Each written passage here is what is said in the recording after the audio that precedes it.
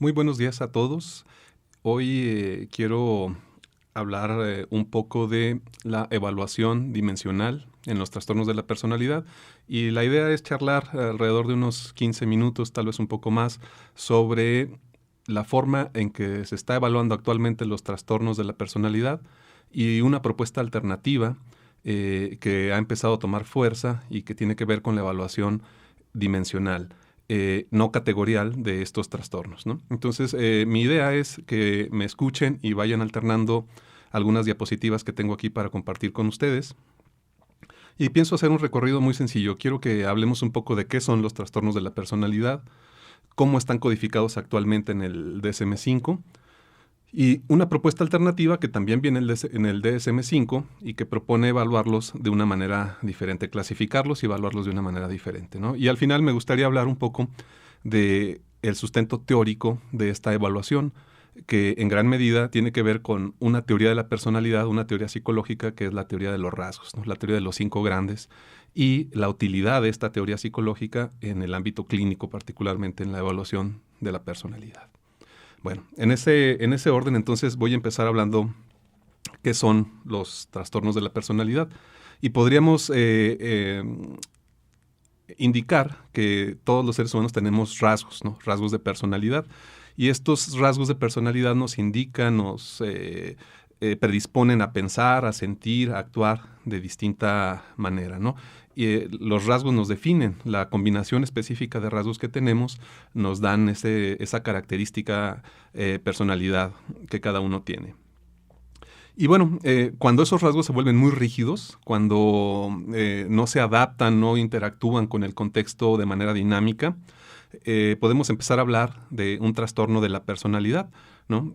Un trastorno de la personalidad sería un cúmulo de rasgos que se han vuelto rígidos y que actúan para generar desventaja en el individuo. Usualmente asumimos que la personalidad nos permite adaptarnos bien al entorno y sin embargo, cuando tenemos un trastorno, los rasgos de personalidad se vuelven un obstáculo. Pensemos, por ejemplo, en un rasgo como la introversión o la extroversión, ¿verdad? En principio, estos serían polos de un continuo que implica qué tanto estamos orientados hacia adentro o hacia afuera del ambiente, ¿verdad?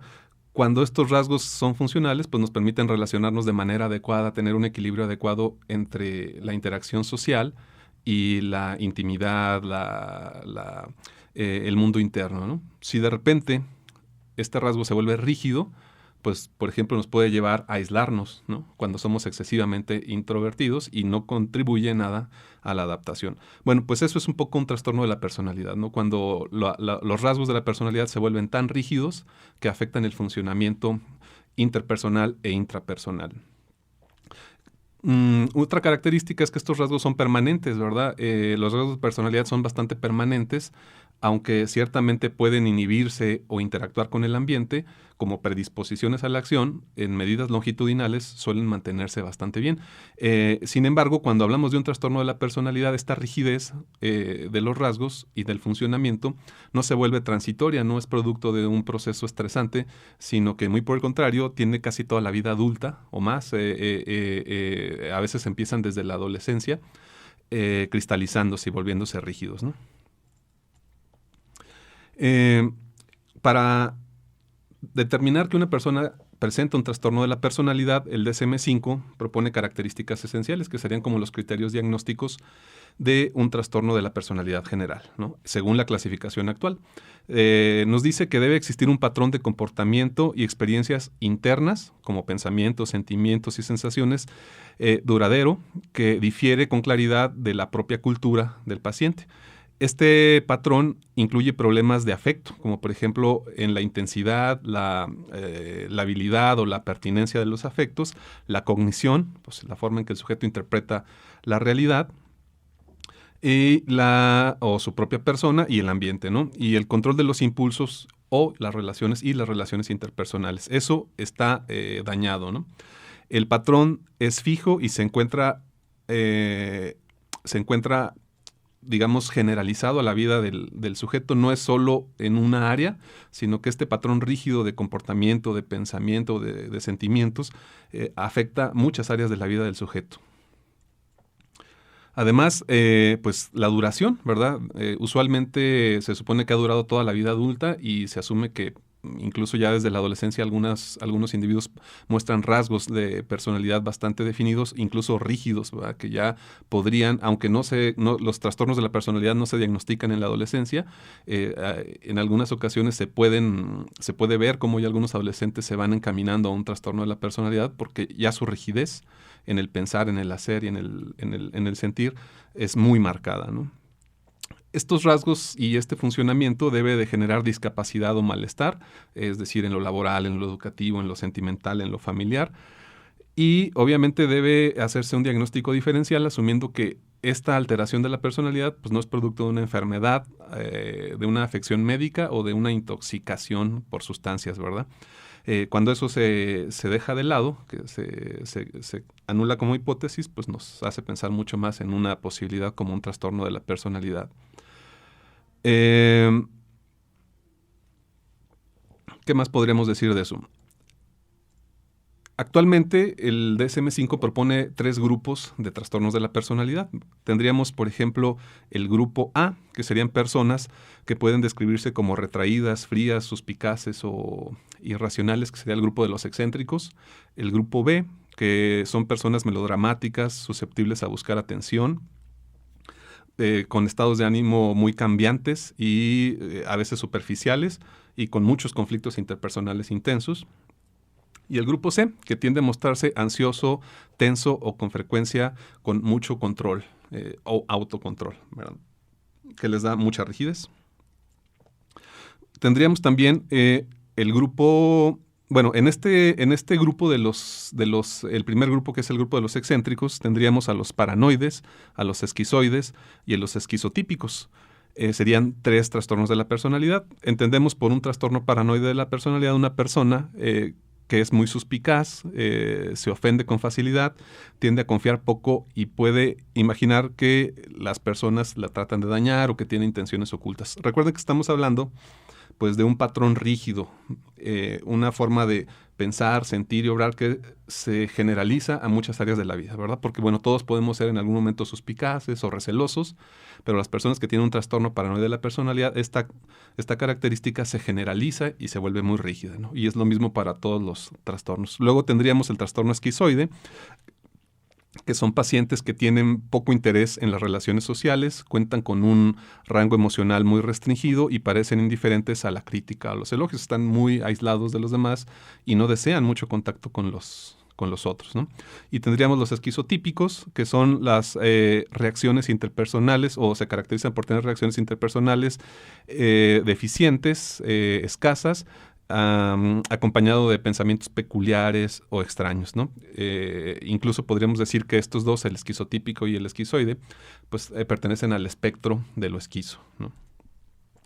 En el grupo B tendríamos el trastorno antisocial de la personalidad, sujetos que tienden a ser poco empáticos, a usar a los demás, a abusar de los otros, a violar las reglas socialmente aceptadas, a buscar sensaciones, sujetos bastante impulsivos.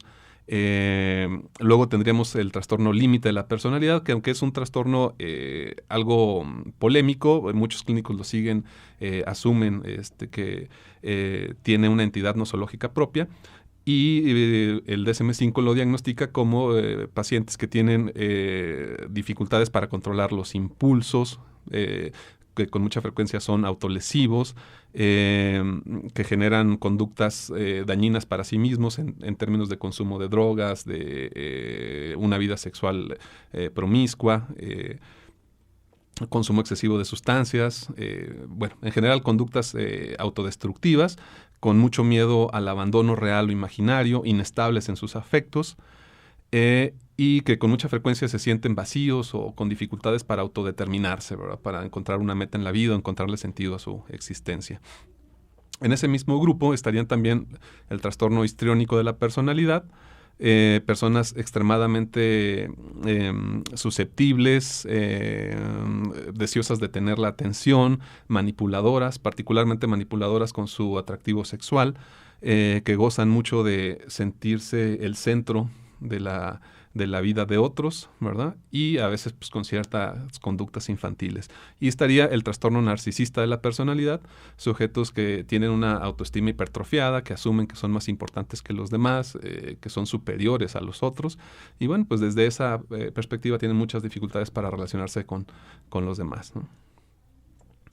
En el grupo C tendríamos el trastorno por evitación, que serían trastorno de la personalidad por evitación, sujetos muy temerosos, inhibidos, altamente introvertidos, con mucha sensación de tener, de ser expuestos a la crítica, temor y vergüenza. Luego serían los sujetos dependientes, personas con muchas dificultades para tomar decisiones, que precisamente por esa característica se adhieren a los otros, dependen mucho de las personas cercanas, la familia, la pareja, para tomar decisiones, les cuesta mucho trabajo hacer una vida independiente y autónoma. Y luego el trastorno obsesivo-compulsivo de la personalidad, que serían sujetos que son bastante rígidos, controladores, que tienden mucho a la necesidad de controlar el ambiente y hipercontrolar sus emociones. Pueden ser personas a veces obsesionadas por el trabajo, por la perfección, o muy escrupulosos. ¿Qué más podríamos decir? Y bueno, pues les gusta tener la razón, ¿va? Pueden ser tercos, obcecados. Bueno, esos serían los trastornos de la personalidad. Y si se dan cuenta, todavía me faltó indicar que el DSM-5 incluye una categoría más, que sería un trastorno de la personalidad no especificado, que sería alguna persona que tiene evidentemente estas características de patrones de comportamiento, de pensamiento y de sentimiento que son rígidos, pero que no se ajusta a ninguna de las categorías que dijimos. Entonces se diagnostica como un trastorno de la personalidad no especificado. No sé si lo alcanzan a ver, pero esta clasificación es una clasificación categorial, ¿verdad? Básicamente asume que todas las personas pueden caber en una de estas categorías, piénsenlo como una especie de cajón, y en cada cajón hay una serie de criterios para entrar a ese cajón. Entonces se asume que todas las personas que tienen dificultades o que no han desarrollado una personalidad sana, tendrían que caber forzosamente en una de estas clasificaciones. Y si no cabe, pues tendríamos una clasificación que sería el trastorno no especificado. Pero bueno, yo tengo aquí una observación un poco para cuestionar esta forma de entender los trastornos de la personalidad de manera categorial. Por ejemplo, las personas podemos clasificarnos invariablemente como extrovertidos o introvertidos, es decir, pensemos que esas son dos categorías mutuamente excluyentes y que será posible que todos los individuos seamos o extrovertidos o introvertidos. Bueno, no sé, ¿verdad? Piénsenlo, tal vez algunos estemos en el medio, otros estemos un poco cargados a la extroversión, otros a la introversión. ¿Qué pasaría si en lugar de pensarlo como dos categorías excluyentes, pensáramos que son dos polos de un continuo? Lo más probable es que eso nos ayude a organizar mejor a las personas, poniéndolas desde las que son totalmente extrovertidos o muy extrovertidos, y luego irlos organizando en función de hasta llegar al polo de los que son también muy introvertidos. Pero esa forma de pensar, por ejemplo, ese rasgo de personalidad, que sería la extroversión-introversión, pues no nos implica que dividamos a las personas en dos, extrovertidos o introvertidos, sino simplemente que repartamos a las personas en un espectro grande en función de qué tan orientados están hacia afuera o hacia adentro, ¿no? Bueno, pues véanlo, la personalidad parece ser, o desde mi opinión, y es una opinión que en la psicología clínica cada vez se va posicionando más, la personalidad y por ende los trastornos de la personalidad probablemente deberían de entenderse como manifestaciones extremas de rasgos de personalidad comunes. De manera que lo que tendríamos en una persona que tiene trastornos de la personalidad no es una categoría diferente de persona, sino es una persona que tiene una manifestación extrema de un rasgo que es común. Es decir, por ejemplo, todos somos introvertidos o extrovertidos en alguna medida, ¿verdad? Lo que haría la diferencia con un trastorno de la personalidad sería la intensidad de ese rasgo. Por lo tanto, ya no tendríamos que catalogar a las personas, si pensáramos así, como extrovertidos o introvertidos, sino tendríamos que decir en qué parte de ese continuo se encuentran las personas. Para allá es hacia donde voy, porque el DSM-5 lo que propone en su sección 3 es una clasificación alternativa, que es una nosología mixta, un poco categorial, un poco dimensional, pero que abre la posibilidad a pensar los trastornos de la personalidad de otra manera. Bueno, no sé si tal vez me adelanté un poco. Tengo aquí una diapositiva que habla de la forma en que se clasifican los trastornos los trastornos mentales en general. Y bueno, pues eso es todo un tema, ¿no? De hecho, hay una ciencia que se encarga de estudiar las clasificaciones, que es la taxonomía. Y dentro de la taxonomía está la nosología, que estudia las clasificaciones de los trastornos mentales o de las enfermedades. Y bueno, en psicopatología pues hay muchas nosologías, ¿va? Hay muchos manuales diagnósticos que clasifican de muchas maneras los trastornos de la personalidad o en general los trastornos mentales, ¿no? Pero usualmente, y la mayoría, yo diría, de los manuales que son más influyentes, suelen tener un modelo categorial o solían tener un modelo categorial porque se está migrando al modelo dimensional. En el modelo categorial, como les decía, pues se asume que hay clases, hay categorías y hay tipos o hay grupos de elementos y que cada grupo, cada categoría tiene una serie de características o de criterios de inclusión, ¿verdad? Entonces, si tú cumples con una serie de criterios de inclusión, entras en esa categoría. En cambio, el modelo dimensional o los modelos dimensionales no se hace énfasis en criterios de inclusión y no se habla de criterios disyuntivos, sino que se apoya en un conjunto de dimensiones en las que se permite visualizar la relación entre dos polos, ¿no? Como por ejemplo lo extrovertido, lo introvertido, ¿no? El neuroticismo y la estabilidad emocional, por ejemplo. Bueno, en esa función el DSM-5 propone una alternativa y no elige entre categorial y dimensional, sino que une estas dos formas de clasificación en una clasificación alternativa, ¿no? Fíjense, esta sigue siendo categorial porque mantiene 6 trastornos de la personalidad, no 11 como en la versión, en la clasificación que es actualmente la oficial. Reduce el número de trastornos de la personalidad y genera un nuevo trastorno de la personalidad, que es un trastorno de la personalidad por rasgos. Lo que diferencia a esta nueva forma de clasificar los rasgos es que permite una evaluación y una clasificación diferente. En principio, hay 2 dimensiones a evaluar. Esta clasificación que me gusta más y por eso estoy hablando de ella, me parece mucho más útil y evita un montón de problemas que vamos a ver más adelante. Esta clasificación propone que evalúes, en principio, cómo funciona la personalidad.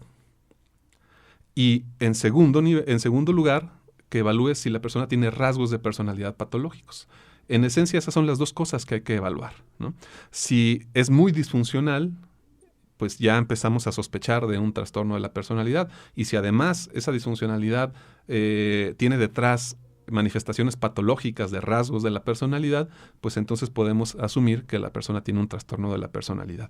Eso es de manera global. Vamos a ver un poco a detalle esta evaluación. El evaluador debe prestar atención al grado de deterioro en el ámbito intrapersonal e interpersonal y a la existencia de rasgos. La parte intrapersonal es muy interesante porque si ustedes lo piensan, cuando hay trastornos de la personalidad, las personas en principio tienen muchos problemas con los otros, ¿no? O sea, se llevan mal con los otros, se quejan con mucha frecuencia de los otros, pero también tienen muchos problemas consigo mismos, por ejemplo, con ellos mismos, como por ejemplo la autodirección, ¿no? La autorregulación, la identidad, ¿no? La autoestima.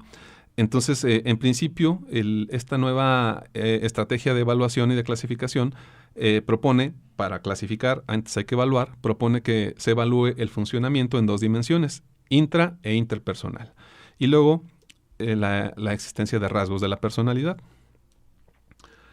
En cada paciente debe de ser evaluado un continuo entre, por ejemplo, la identidad y la autodirección para lo intrapersonal y la empatía y la intimidad para lo interpersonal.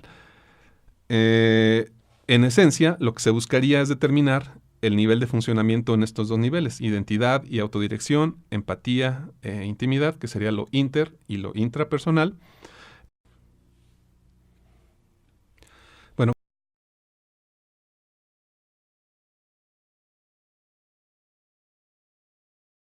como les decía, esta evaluación del funcionamiento familiar, del funcionamiento individual de la personalidad, dividida en lo inter y lo intra, entre la forma en que funciona el sujeto hacia adentro y hacia afuera, pues se evalúa según el nivel de deterioro, ¿verdad? En 5 niveles.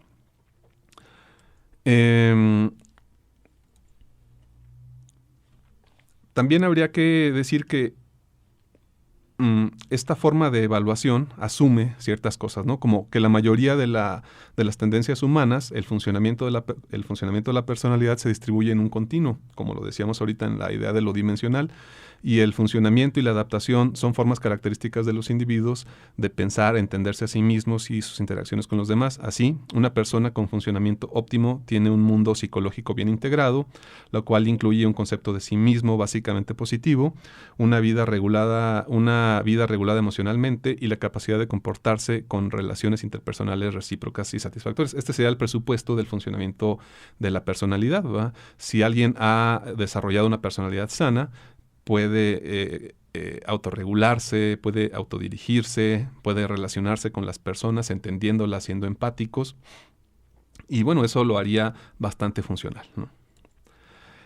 Por el contrario, un individuo con una patología como un trastorno de la personalidad, tiene un mundo psicológico empobrecido, desorganizado y en conflicto, que incluye un concepto de sí mismo mal adaptado, una propensión a las emociones negativas y una deficiente capacidad para relacionarse con las personas. Según la escala de valoración del funcionamiento de la personalidad, que incluye el DSM-5 en su versión alternativa para evaluar el funcionamiento de la personalidad, una persona adaptativa tendría la conciencia permanente de un yo único, manteniendo roles apropiados, que sería evaluar la identidad, una aspiración a metas razonables basadas en evaluaciones realistas de las capacidades personales, que sería autodirección, comprometido con comprendiendo con precisión las experiencias y motivaciones de los demás en la mayoría de las situaciones, que sería la empatía, y manteniendo relaciones satisfactorias y duraderas tanto en la vida personal como en la comunitaria, que sería la intimidad. El DSM-5 incluye la valoración de 5 dimensiones o dominios generales de la personalidad, que sería el segundo nivel. Recuerden que el primer nivel tiene que ver con el funcionamiento de la personalidad, el segundo nivel tiene que ver con la evaluación de los rasgos de personalidad. Entonces, el DSM-5 se basa en la teoría de los 5 grandes, que es una teoría psicológica de la personalidad que asume que todas las personas tenemos en esencia los mismos rasgos, lo que cambia es las facetas de esos rasgos y la intensidad con la que se expresan esos rasgos, ¿verdad? Esta teoría es una teoría vieja que tiene una tradición, que tiene una tradición larga, ¿no? La teoría es bastante reciente, pero ha sido producto de los estudios psicométricos y factoriales, los análisis factoriales de los test de personalidad, que con el tiempo han ido determinando que cuando se evalúa a las personas y se les pregunta cómo son, o a través de las pruebas de autoinforme, las respuestas que las personas dan tienden a agruparse en factores cuando se hace el análisis estadístico. Y bueno, tradicionalmente, históricamente, esos factores han ido disminuyendo, ¿verdad? Mientras más muestras y análisis estadísticos se han tenido, pasamos de tener 16 factores de personalidad. Recuerden que hay una prueba que medía eso, ¿no? O que todavía mide eso, el 16PF, hasta ir reduciéndolos a 7, a 5 factores de personalidad, ¿verdad? En la actualidad hay cierto consenso en que muy probablemente casi todos los análisis estadísticos que se apliquen a las pruebas de personalidad podrían generar agrupaciones factoriales y que casi todos suelen indicar que hay como 5 factores generales. Bueno, esta teoría que ha ido madurando y que de los 90 para acá se ha ido fortaleciendo, pues se ha hecho notar también en el DSM-5 y ahora el DSM-5 en su versión alternativa propone evaluar los 5 rasgos o los 5 grandes rasgos de la personalidad en el individuo. Estos rasgos son dicotómicos. Y lo que estaríamos buscando pues, es la parte desadaptativa de esa dicotomía. Miren, estos polos o estos rasgos de la personalidad que evalúa el DSM-5, que son producto de la introducción de la teoría de los 5 grandes al manual, sería el polo de la afectividad negativa, que otras teorías llaman neuroticismo, versus estabilidad emocional. El desapego versus la extraversión, o piénsenlo en términos de introversión, extroversión, antagonismo u hostilidad versus amabilidad, desinhibición versus escrupulosidad y psicotismo versus lucidez. Entonces, en esencia, si ustedes se dan cuenta, en el polo negativo tendríamos neuroticismo o afectividad negativa, desapego o introversión, antagonismo, hostilidad, conducta desinhibida y psicotismo. Esos serían los 5 rasgos de personalidad patológicos, ¿verdad? Sus polos opuestos y sanos serían la estabilidad emocional, la extraversión, la amabilidad, la escrupulosidad y la lucidez. ¿Va? Entonces el DSM-5 nos propone, en la versión alternativa, revisa cómo funciona la personalidad del individuo a nivel intrapersonal, interpersonal, y luego checa si tiene rasgos de personalidad patológicos, si tiene afectividad negativa, desapego, antagonismo, desinhibición o psicotismo, ¿verdad? Si tiene disfunción en el funcionamiento y aparte presenta rasgos patológicos, pues eso genera la hipótesis de que existe la presencia de un trastorno de la personalidad. Ahora, cada rasgo de estos 5 tiene facetas, que serían como formas específicas de expresión de este rasgo. Les doy algunos ejemplos. En la afectividad negativa, las facetas serían la habilidad emocional, ansiedad, inseguridad de separación, sumisión, hostilidad, por ejemplo, ¿no? En el desapego sería retenimiento social, evitación de la intimidad, anedonia, depresividad, por ejemplo. Y bueno, cada uno de esos rasgos tendría facetas, ¿no? En total, las facetas son 25 facetas y 5 rasgos de personalidad.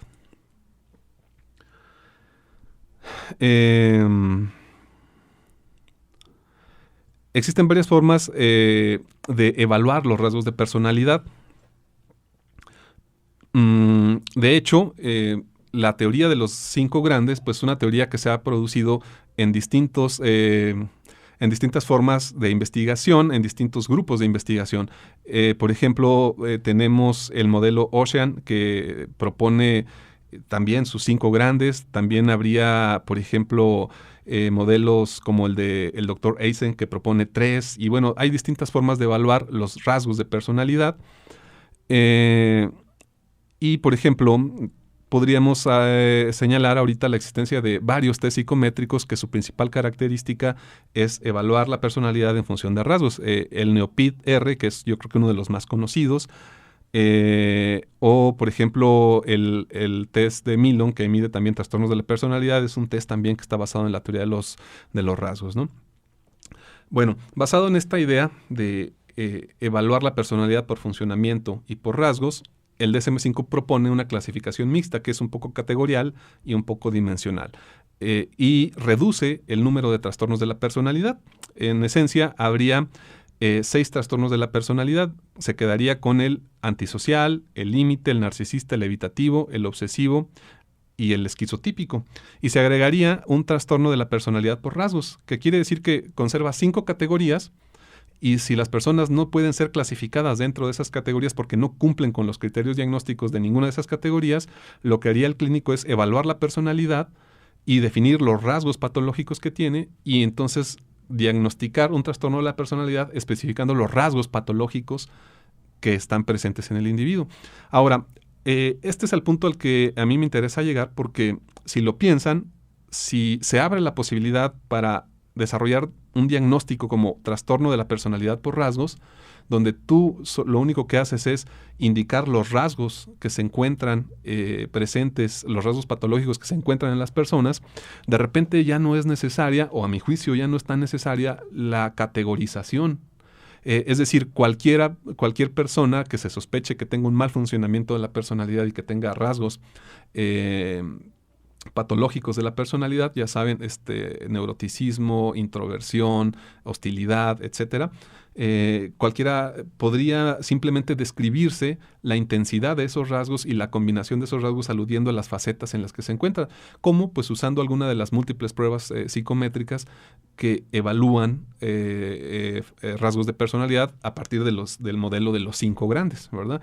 Entonces, desde esta lógica, y esta es un poco a la conclusión a la que quisiera llegar, podríamos migrar de una clasificación o una evaluación de la personalidad, de los trastornos de personalidad que implique clasificar a las personas ya sea en 11 categorías o en 6 categorías, a una forma de diagnosticar y evaluar la personalidad que ya no implique categorización, sino simplemente la descripción de cómo están organizados y en qué intensidad se presentan los rasgos de personalidad y cómo esos rasgos de personalidad interfieren con el funcionamiento intra e interpersonal.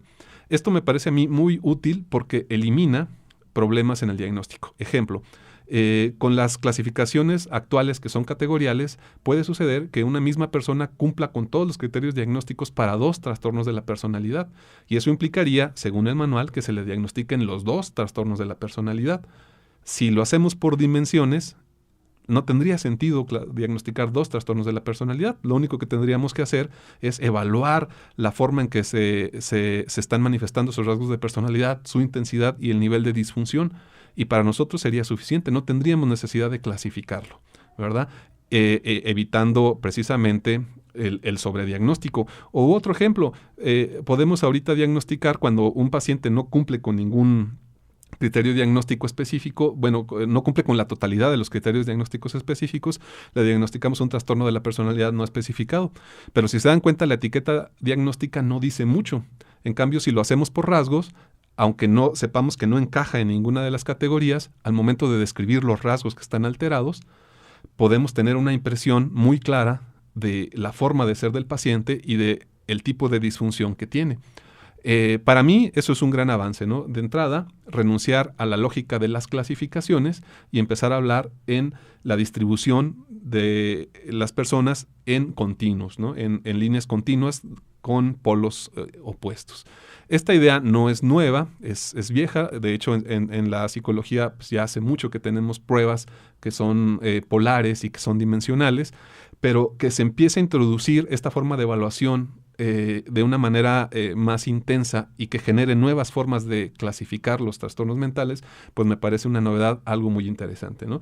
Y para los psicólogos una ventaja, pues porque tenemos una tradición, un tiempo evaluando la personalidad por rasgos, entonces sabemos usar estas pruebas, entendemos la lógica de los rasgos y bueno, empezar a tener una clasificación más amigable con esta forma de entender los trastornos de la personalidad, pues me parece un avance y un beneficio para la psicología, ¿no? Y bueno, con todas las ventajas de la eliminación de estos problemas que ya les dije, ¿no? El sobrediagnóstico o los diagnósticos no determinados. De esta manera, pues, siempre se determina el diagnóstico porque siempre existe la posibilidad de describir con claridad cómo se están distribuyendo los rasgos de personalidad y su intensidad, ¿verdad? Y bueno, otra cosa que me parece importante, pues es que tenemos herramientas, ¿verdad? Tenemos pruebas psicométricas y tenemos escalas para evaluar las dos cosas, lo que vuelve el diagnóstico de la personalidad pues, todavía más confiable. Bueno, esta es la parte a la que yo quería llegar y es la parte que me parece más interesante, ¿no? Creo que estamos ahorita muy cercanos a que empiece a migrar nuestros sistemas nosológicos a formas dimensionales. De hecho, el CIE-11 ya es dimensional. Yo no he tenido la posibilidad de revisarlo directamente, pero he leído algunas cosas sobre él y lo que entiendo es que es primordialmente una nosología dimensional. Y bueno, el propio DSM-5 se está volviendo dimensional, ¿no? Como esta propuesta alternativa lo hace notar, y por el hecho de que empieza a incluir en los trastornos, pues niveles de discapacidad, ¿verdad? Que va desde lo grave hasta lo leve. Entonces pienso que cada vez más nos movemos a formas de diagnóstico dimensional y que esta es una tendencia que difícilmente se va a revertir, ¿no? Entonces, invita a los psicólogos a retomar las teorías de los rasgos, a actualizarse en estas teorías y pues tal vez a visitar estos instrumentos que miden o que están basados en la teoría de los 5 grandes. Bueno, pues esta es mi aportación Y bueno, espero que les resulte útil. Sé que les van a pasar ahí las diapositivas para que las vayan viendo. Y bueno, pues ojalá que en otro momento podamos tener oportunidad de interactuar y charlar de manera más directa sobre el tema. Gracias.